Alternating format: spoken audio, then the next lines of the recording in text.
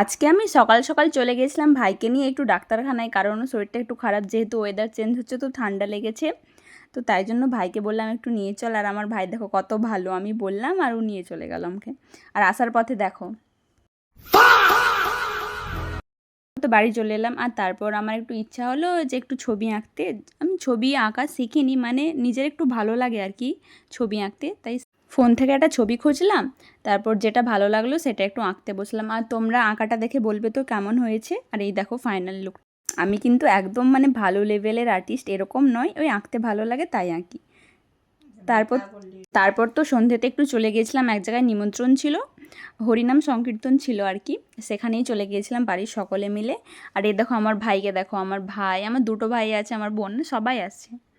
তো সেখানে একটু গান টান শুনে তারপর তো বসে পড়েছিলাম খাওয়া দাওয়া করতে, যেহেতু অনেকটাই রাত হয়েছিল। খাওয়া দাওয়া করে তারপর তো চলে গেলাম বাড়ি। আজকের জন্য এতটাই, দেখা হচ্ছে পরের ভিডিওতে। সবাই ভালো থেকো, সুস্থ থেকো। আর ভিডিওটা যদি ভালো লাগে তো অবশ্যই একটা লাইক করবে, শেয়ার করবে, এভাবেই পাশে